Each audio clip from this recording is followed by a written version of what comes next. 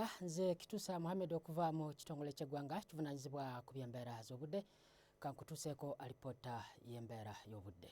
Ekkuba yatonyeeko mu bitundu by'eggwanga ebyenjawulo okusinziira ku alipoota zetukuŋŋaanyiza.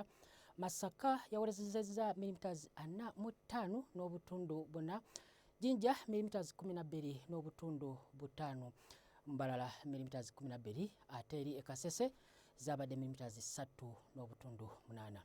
Era bwe tulaba ekifaananyi ekikubiddwa Ssemugenze kitulaga nga wakyaliwo empeweevu nga zifubutuka nga ziva eri mu gabira g'e Congo era nga zikwatagana n'ezo eziva ku nnyanja Nalubale. Y'ensonga lwaki enkuba ekyatonnya mu bitundu by'eggwanga ebimu ebyogeddwako. So nga ate era ku makya tusuubirawo olwandagirize mu bitundu ebiri ku mbalama z'ennyanja Nalubale ng'okiibudde eri ebugwanjuba so nga ate ebitundu ebisigadde okusobola omusana okwaka. Wabula era olw'eggulu atusuubira enkuba okutonya mu bitundu ebimu nga mulimu n'okubatuka kw'eggulu mu masekkati ssaako n'eri ebugwanjuba so nga ate era ebitundu ebisigadde okusobola omusana okwaka nga gukubakubamu.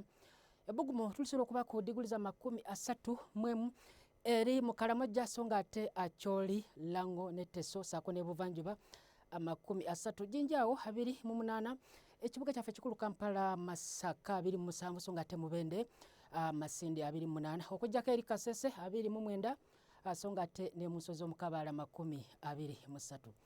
Bwe tugezaako ate ne tulaba ku mbeera y'obudde mu bigo ebimu nga Mombasa tusobola omusana okwaka ebbugumu okuba ku diguli za 31, wabula mu kibuga Moscow yo tusuubirayo omuzira okugwa era nga n'embeera y'obudde ya bwennyuguvu. Okuggyako eri mu Paris otusuubirawo olwandagirize ebbugumu era kuba ku diguli 7 so nga ate Dubai diguli okuba ku 23 wamu n'omusana okwaka nga gukubakubamu.